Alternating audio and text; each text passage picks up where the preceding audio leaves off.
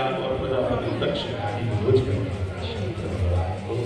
मेरा जवाई होते हुए भी मुझे प्रणाम नहीं किया, ये समाज में रहने योग्य नहीं है, मैं इसका बहिष्कार करूंगा।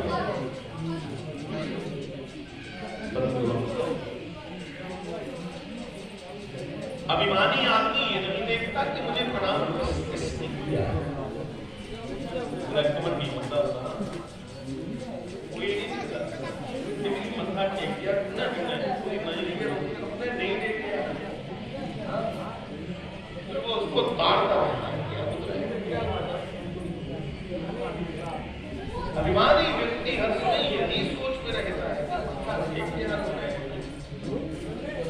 पता लगाओ किसका है, क्यों नहीं, और बड़ी जल्दी बाल आता है, गुलाम बना लेता है।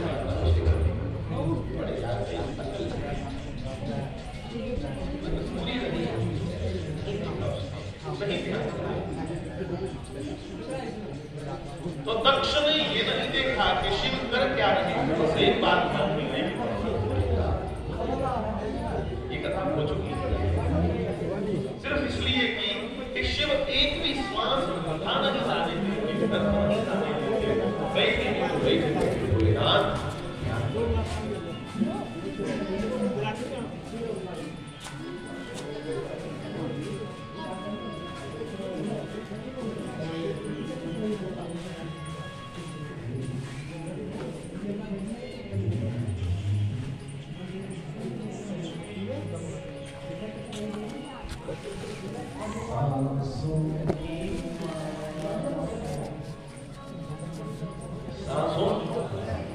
तुलसी की वृक्ष की अच्छी माला है, ये भी बना, पर सर्वोच्च माला है अगर हमारे यहाँ सांस को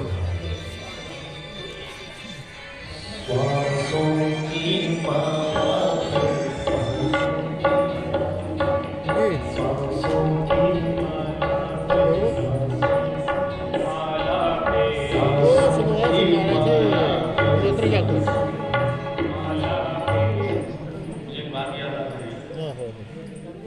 ये भजन गा रहे थे सब लोग, हम सब नीचे सुन रहे हैं, अच्छे अच्छे भजनी जिन्हें गाना आता है हमें तो गाना, हम तो अपने आनंद के लिए टूटा फूटा इतना गाना मार दो, तो अच्छे संगीतकार गा रहे थे तो हम लोग आनंद ले रहे थे नीचे बैठे बैठे, मैं ताली बजाऊं, अच्छा लगे, वाह वाह करो, क्या बात है, ऐसे बोलो।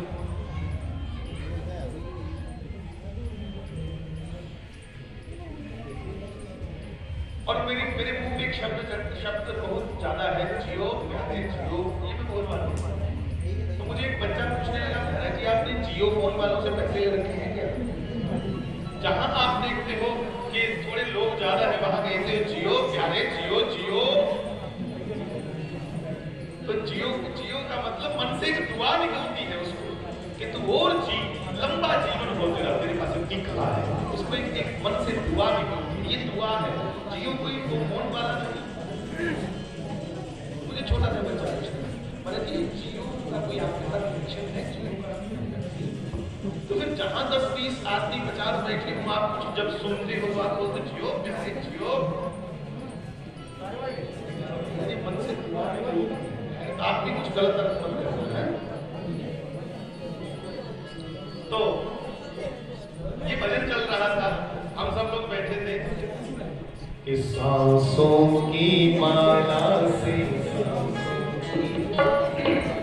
सांसों की माला से, सांसों की माला से, सांसों की माला से, सांसों की माला से, सांसों की माला से, सांसों की माला से, सांसों की माला से, सांसों की माला से, सिमरू में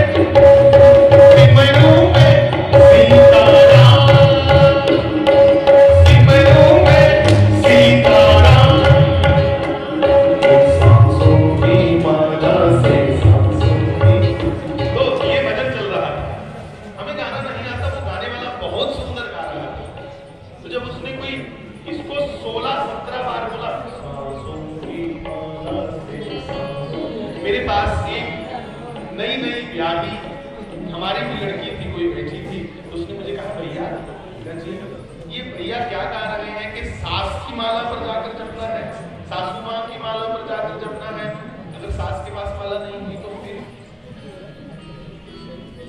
मेरी बहन ये सासू की माला नहीं, सासू की माला मतलब नाम मेरे श्वास में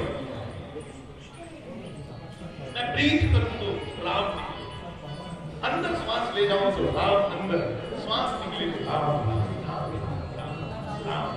ऐसी कृपा कर मेरे नारायण मुझ पर, अभी तक नहीं है ऐसी कर, इसलिए करते प्रार्थना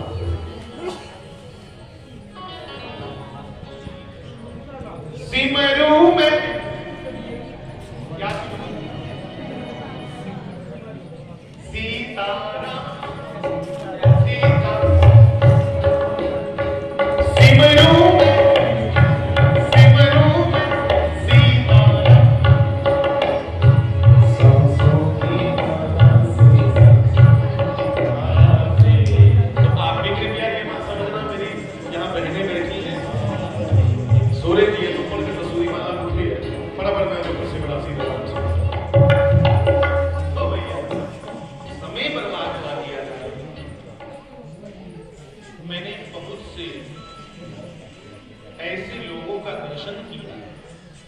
जो अपनी नींद यात्रा में पूरी करते हैं, पूरा दिन कंट्री के लिए काम, देश के लिए काम करते हैं, और जब उन्होंने ट्रेवल करना होता है, यात्रा करनी होती है, उसमें नींद होती है कि यात्रा में मैं और क्या कर सकता हूँ देश में।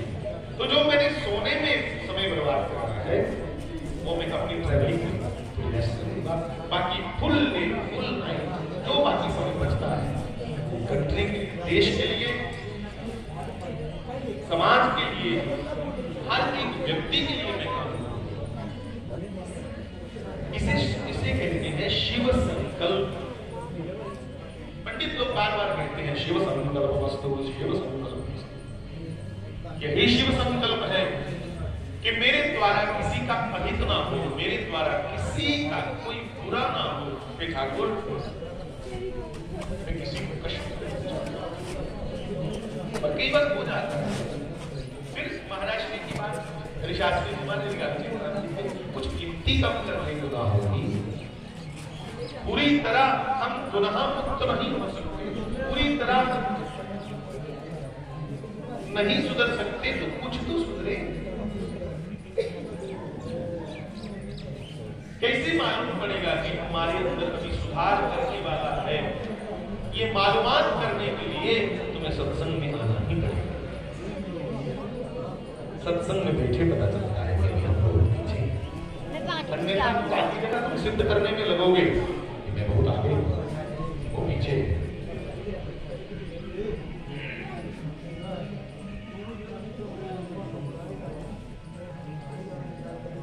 तो समय बर्बाद नहीं किया जाए, आज का पहला सूत्र, पहली बात। मैं तो अपने नौजवान भाई बहन बच्चों से यही विनती करता हूं कि प्यारे भाई बहन, प्यारे बच्चों, तुम्हारे पास समय ना हो नाम जपने का, कार्टून भी देखना है, अपनी मनचाही कोई मूवी भी देखते रहो, कहां मना करते हैं, पर जो अच्छा हो वो देखना, जिससे मन शरारती हो जाए, कृपया उसे थोड़ा कम देखिएगा। देखो ही ना ऐसा सुनो जिससे मन शरारत करे, मन गंभीर हो, ऐसा सुनो, ऐसा देखो जिससे मन में कोई हलचल ना मचे गलत प्रकार की, ऐसा देखो। कुछ ऐसा देखो जो तुम पिता और पुत्री इकट्ठे बैठ के देख सकते हो, एक दूसरे से नजर ना छुपानी पड़े, ऐसा देखो। शिक्षाप्रद कुछ भी हो सकता है, अच्छी अच्छी मूवीज भी है, उसमें अच्छी शिक्षा है। तुम्हारे पास स्कूल का बहुत होमवर्क है, घर में बैठ के पढ़ना है, कब नाम जपोगे बच्चों? तो मैंने बहुत बार मंच से कहा है अपने नौजवान भाइयों से, छोटे बच्चों से, कि जब तुम नहाते हो तो जैसे ही अपने सर में तुमने पानी डाला तो पहला जग भर के पानी सर में डाला तो शुरू कर दो। और प्रेमी जाने के सभी लोगों में कुमार इत्यादि होंगे रोकलेश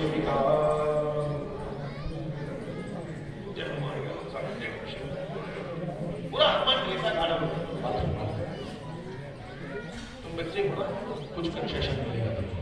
ये मत सोचो कि वहां पवित्रता है कि अपवित्रता है, नहीं सोच है तो फिर समझेगा। और जब तक तुम्हारे पास समय नहीं तो नहाते हुए मन चला हनुमान चालीसा बच्चे को करना चाहिए बस। कई लोग आते कुड़िए की बिल्कुल नहीं हनुमान चालीसा करना चाहिए, क्यों? शिन्ना को इतनी हनुमान जी शिन्ना होगा शेखना ऐसा कुछ नहीं। हाँ थोड़ा पवित्रता का ध्यान रखना है। राजो तरफ में हो तो कृपया प्रणाम करो दूर से।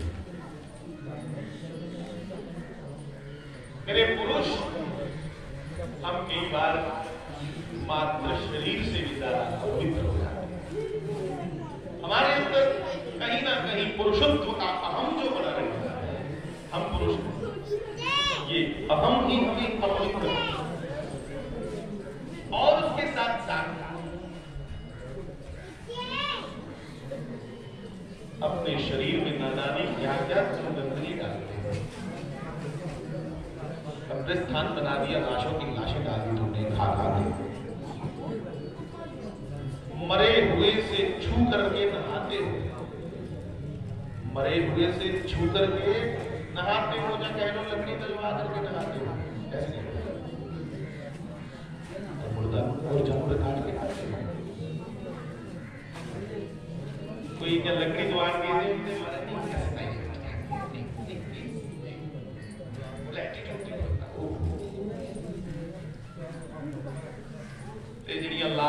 लाशें ऊपर खाई उड़े जो वो भी चिंता कितनी होना करो ना भाई। मानव शरीर नहीं है मांस खाने के लिए।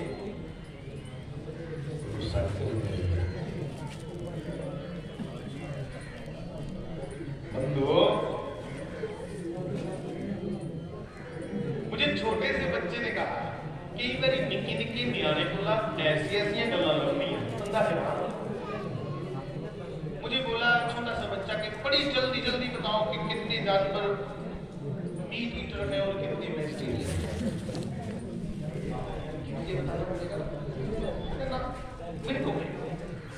मैंने कहा तू बता। मुझे मालूम था कि बच्चों के पास ऐसे टोटके होते हैं छोटे छोटे को। मैंने कहा तू बता। उसने कहा सीधा सीधा फंडा है महाराज, जो पानी को डीक लगा कर पिए वो सब वेजिटेरियन, और जो पानी को जीभ से चाट चाट कर पिए वो सब मीट ईटर। कर लो ध्यान। बिल्ली चाट कर पीती है, बात करो उनका भी खा लेंगे। घास भी बिल्ली का भी खा लेंगे। इनका लाखा गुस्सा नहीं करेगी, उनको सुना कि इन्होंने उन्हें गाल करके ट्रांसफर किया। मेरा अपना विचार नहीं। उसने पहले कहा गंगा जी शेर क्या खाता है? मांस या घास? मांस। गाय क्या खाती है? मांस या घास? घास।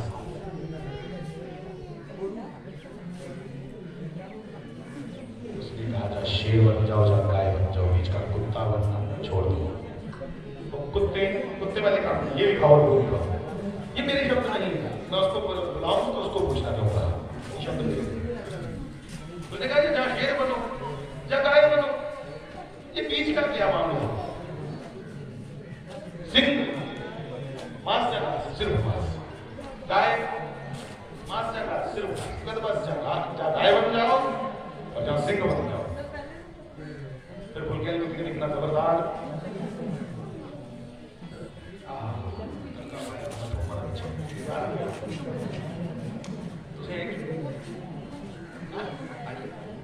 परमात्मा राजी होता है छोटी छोटी बातों का परहेज नहीं करना चाहिए। किसी किसी ने छोड़ रखा हो तो भाई उसको मेरा प्रणाम। बाकी आजकल आधी दुनिया बीमार है। लहसुन तो एक औषधि है भाई, मैं बुजुर्गी नहीं आता कि बुजुर्गी की जरूर खाना चाहिए। आफ्टर 50 के बाद लहसुन तो जरूर बुजुर्गों को खाना चाहिए। खैर मैं कोई डॉक्टर चीज नहीं जो आपको बताऊं, तो भैया बताओ ऐसे खुशबू आई तो मैंने चलो शिफ्ट करो उसकी तो सुनती है। छोटे छोटे बच्चे बहुत अद्भुत बातें करते हैं। एक दिन छोटा सा बच्चा मुझे कहने लगा, अच्छा महाराज जी ये बताओ, क्योंकि मुझे बच्चों में बड़ा आनंद आता है जब भी सब बच्चों, छोटा सा बच्चा मुझे बोला हमारे पास अंग्रेजी के बहुत से यहाँ टीचर बैठे हैं। छोटे से बच्चे ने मुझे कहा एक शब्द में कहो कि कुंवारी लड़की नीचे खड़ी है, एक शब्द में। अब मेरी अंग्रेजी ऐसे नहीं लगड़ी है, पैदल जब मैं अंग्रेजी में थोड़ा पैदल हूँ, तो मैं सोचूं एक शब्द में कुंवारी लड़की नीचे खड़ी है कैसे कहूँ। अगर हमारे कितना समय चाहिए जल्दी कहते चलो फोन घंटा लिया, तो हमने फोन घंटा वहां आरती उरती कर ली। फोन घंटे बाद सोचा कुंवारी लड़की नीचे रोड पे खड़ी है, मेरे दिमाग में आ गया। और उसने क्या शब्द निकाला मैं सोच भी नहीं सकता। उसने निकाला मिसअंडरस्टैंड। मिसअंडरस्टैंड, और मिसअंडरस्टैंड शब्द इसके लिए नहीं, कई बार हम एक दूसरे पे मिसअंडरस्टैंडिंग हो जाती है। मिसअंडरस्टैंड मतलब ना समझ। और उसने उस शब्द का ऐसा संधि विच्छेद किया। तो बच्चों से कई बार बहुत कुछ सीखने को मिल जाता है। मैं आपको विनती करूंगा, यहाँ किसी को भी छोटा मत समझो, क्या मालूम कौन हमारा गुरु है। ये छोटे से बच्चे का निवेदन जो मैंने अभी अभी आपको सुनाया कि बताओ कौन मांस खाता है, कौन जल पीता है, तो छोटे से बच्चे ने कहा सीधा सीधा भंडा बना है। जो पानी टीक लगाकर पीते हैं वो शाकाहारी है, और जो पानी को जीभ से चाट चाट कर पीते हैं वो मांसाहारी है। खोज लो सभी जानवर, खोज लो पक्षी, पक्षी तो खैर चोट से, तो सभी जानवर खोज लो। तो मैंने पूरा ध्यान देकर देखा तो मुझे लगा कहता बस एक आदमी ही ऐसा है जो टीक भी लगाएगा और मांस भी खाएगा। ये नहीं बोलता, ये बिल्कुल नहीं बोलता। तो किसी ने पीछे टी शर्ट पे लिख रखा था हम नहीं सुधरेंगे। आजकल तो टी शर्ट पे कुछ नहीं लिखा। मुझे अच्छा लगा कि आदमी कम से कम इस बात को कबूल तो कर रहा है, स्वीकार तो कर रहा है कि हम नहीं सुधरेंगे।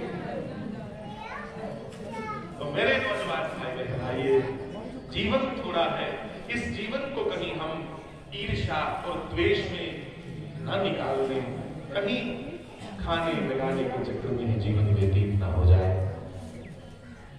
महाराज जी के शब्दों को याद करें बंधु और शास्त्री जी बारह अक्षरा, जीवन मिलेगा लोक और परलोक सदा निवासी।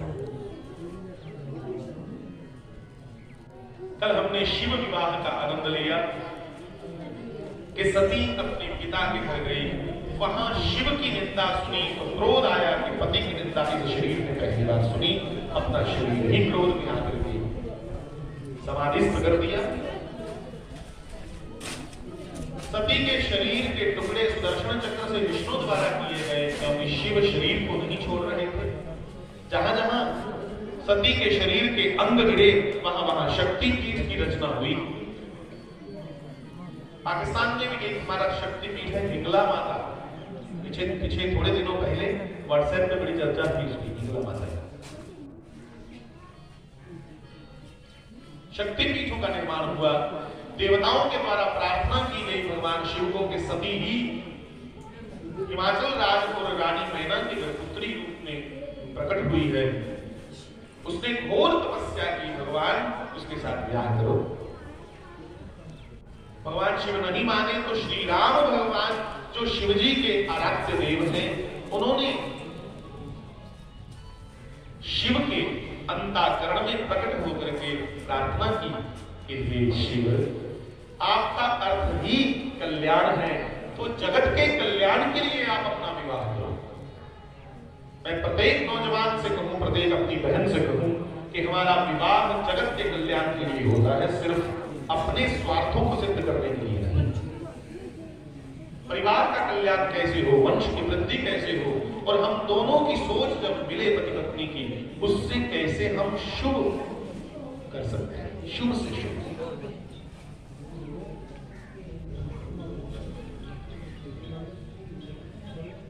पति पत्नी कैसे हो बंधुओं, प्रत्यक्ष किम प्रमाणम, क्या प्रमाण दूं?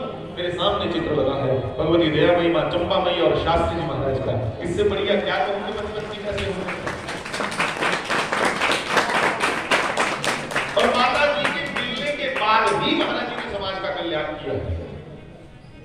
इसलिए माता जी के मैं कहूं कि सहयोग से एक वो ऐसा मिलन था दोनों का। अंग्रेजी में मुहावरा है, good wife makes a good husband. अच्छी पत्नी ही अच्छे पति का निर्माण करती है। पर पत्नी अगर पति को यही उकसाती रहे कि मेरे लिए कौन सी माला बनाए सोने की, माला नहीं बोलती,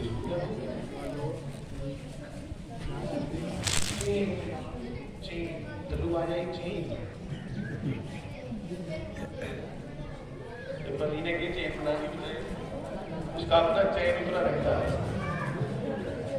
वो खुद बेचैन घूमता है, वो क्या चेन बनाया। मैं कल भी मजाक में कह रहा था कि कुसा पति ने पत्नी की आख्या आज तेरा जन्मदिन है, मेरी मर्जी है कि जो थे आखिर में उसे कमा ले चलो, जहां कहे मैं तुझे घुमाने के लिए चलो। उसका अच्छा ये तो मेरे लिए बड़ा सरप्राइज है। तो वो खुद ही कहने लगी, देखो मैं बद्रीनाथ घुमाई हूँ, मैं केदारनाथ घुमाई हूँ, और मैं बलोतरी चक्री घुमाई हूँ, और कहा जहां नहीं गई आप बताओ, मैं जहां नहीं गई आप मुझे वहां ले चलो। अगर चलो रसोई करोगे कितने डूबेगी, जदमा जी को रसोई क्योंकि तुमने कहा मैं जहां कभी गई नहीं वहां लेके चलो, तो रसोई कर चलोगे। ये तो मजाक है, पर सच ये है कि घर को संभालना, घर को बनाना ये तो मैं मजाक कर रहा हूं।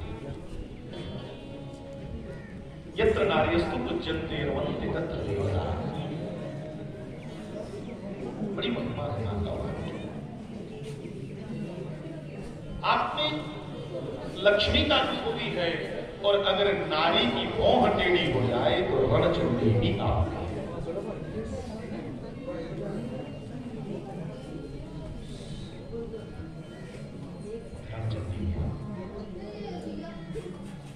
तो बंधुओं, राम ने शिव के अंतःकरण में प्रकट होकर अंदर प्रकट होकर के कहा, हे शिव मेरी प्रार्थना है कि आप व्याप करो, किसके लिए? जगत कल्याण के लिए। क्योंकि एक राक्षस उस समय उत्पन्न हुआ था। एक राक्षस इतना मायावी उस समय प्रकटा, जिसका नाम था तारकासुर। और तारकासुर को वरदान था कि तू मर सकता है शिवजी के पुत्र से। तो वो जोर जोर से हंसने लगा कि शिवजी का पुत्र कैसे? सती ने तो अग्नि समाधि ले ली, तो पुत्र कहां से होगा? अब वही सती पार्वती मंत्र हिमाचल के ओर प्रकट हुई है। इसलिए देवताओं को कुछ आस हुई, कुछ मन में ऐसी उम्मीद हुई कि अब पार्वती से प्यार हो तो तारकासुर मरे और हम सुख का सांस लें।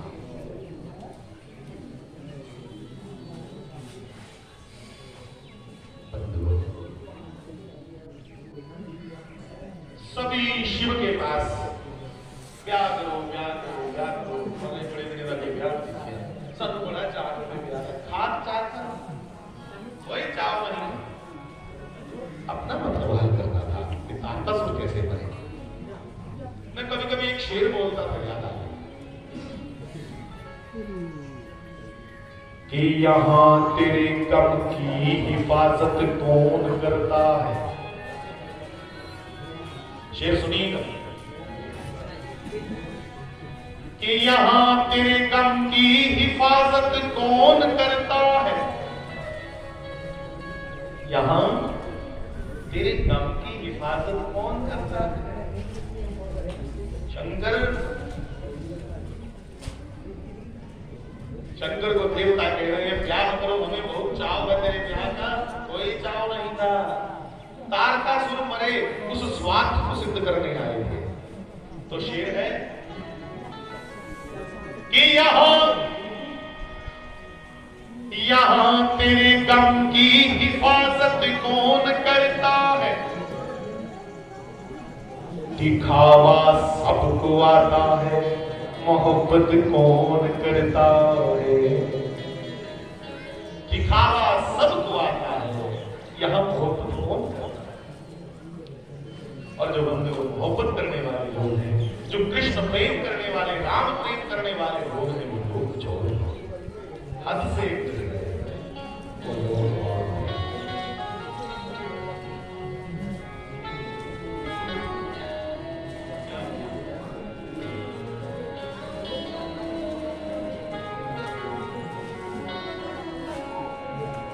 बंधु जो प्रेमी लोग हैं वो बड़े अलग होते हैं। हाँ, उनको अपने आप में ग्लानि होती है। अगर कोई एक कदम भी वो दिखावटी कर दे, अपने आप में शर्माना शुरू हो जाती है उनको अपने आप। प्रेमी दिखावटीपन नहीं कर सकता, उसके स्वभाव में ही नहीं है। दंभ नहीं कर सकता प्रेमी, पाखंड नहीं कर सकता। शास्त्री पाखंड इनसे कोसों दूर था। अरे दूर ही नहीं, महाराज जी के समय पाखंडियों का मैं कहूं कि काम रद्द हो चुका था। एक ऐसी क्रांति, एक ऐसी मैं कहूं कि लहर लेकर महाराज जी प्रस्तुत हुए। एक ऐसे युग पुरुष जिनके काल में पाखंड का एकदम धंधा बंद हो गया। सरलता से लोग जपते थे, श्री राम जय राम, सरलता से लोग जपते थे, सरलता से लोग सहजता से जपते थे।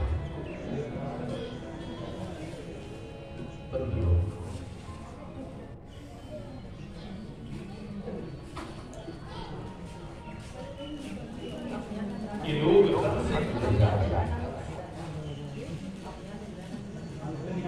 सबको अग्नि जलाती है,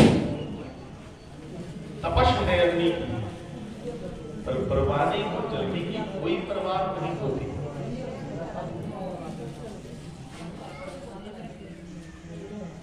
सबकी साकी पे नजर हो जे तो जरूरी है, मगर साकी की सब पे नजर हो ये कोई जरूरी तो नहीं। आग को खेल पतंगों ने समझ रखा है। सुनिए, अग्नि को पतंगों ने खेल समझ रखा है, परमाणु ने अग्नि को खेल समझ रखा है, और खेल खेल अपने प्राण के। आग को खेल पतंगों ने समझ रखा है, सबको जल जाने का डर हो ये कोई जरूरी तो नहीं।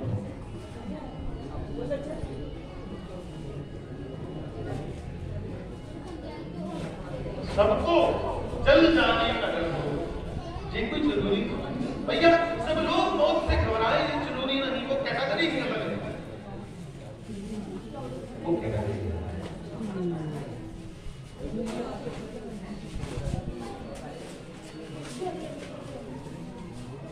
कबीर की घोषणा सुनो साहब, कबीर ने तो कमाल कर दिया कि वो कैटेगरी क्या है, कैटेगराइज कर दिया उसने।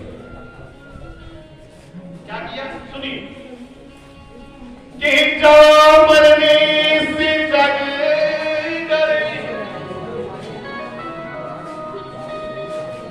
मेरे मन आनंद, जा मरने से जग डरे। जिस मौत से दुनिया भयभीत है, जिस मौत का खौफ हर एक के अंदर है, दिखाई पड़ जाएंगे। कबीर बाबा कहते हैं मेरे मन आनंद, मैं आनंदित हूं कि कब आएगी मौत। मैंने सुना मौत आने वाली, कब आएगी। कि जा मरने से जग डरे, मेरे मन आनंद, कब मरूं कब पाऊंगी मैं पूर्ण परमानंद। कि कब मरहूं,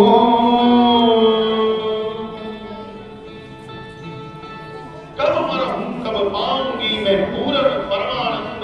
अरे मौत का इंतजार करते हैं ये महापुरुष लोग, क्यों? इसको समझना पड़ेगा।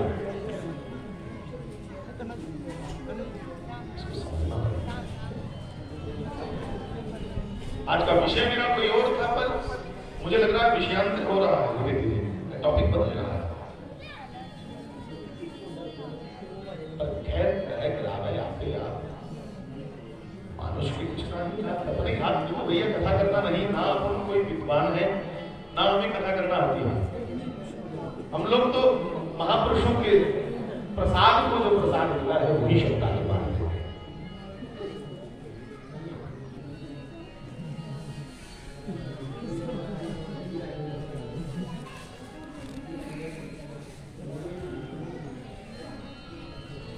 नौजवान मेरे साथियों, सोचो, एक साधु की घोषणा है एक महापुरुष की, कब मरहूं कब पाऊंगी पूर्ण परमानंद। बिल्कुल वैसे ही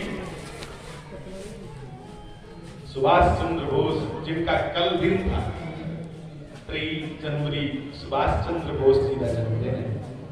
सारे की तरफ अपने को प्रणाम। बड़े प्यारे महापुरुष, पहला भारतीय जिसने ICS की थी, पहला भारतीय। और इंटरव्यू हो रहा था, तो इंटरव्यू में अंग्रेजों ने पूछा कि आप तो बड़े बाखूबी बड़े अच्छे तरीके से सब कुछ बता गए, आपकी सिलेक्शन हो जाएगी। मुस्कुराकर कहा, मैं तुम्हारी नौकरी करने के लिए इंटरव्यू देने नहीं आया हूं। फिर क्यों आए? अपनी योग्यता को देखने के लिए आया था कि तुम लोग हमसे कितने आगे हो। अच्छा, गुजारा कैसे करोगे? इतने पढ़े लिखे नौजवान गुजारा कैसे करोगे? और नेताजी सुभाष चंद्र बोस ने कहा कि मेरे पिताजी रोज मुझे कठन्नी देते थे, कभी कभी 1 रुपया, मेरा खर्चा आज भी होता है। मुझे एक अठन्नी की जरूरत रहती है अपने लिए, बाकी मैं देश के लिए जीऊंगा और मरने के लिए मेरे पास बहुत बड़ी वजह है, मेरा देश गुलाम है, इसके लिए काम करते करते मरूंगा। ऐसा मरकर जाऊंगा कि मैं मरूंगा ही नहीं। ऐसा मरना है कि फिर मरना ही नहीं है, उसके बाद जीवन मिलेगा मुझे। वो कौन सा मरना है?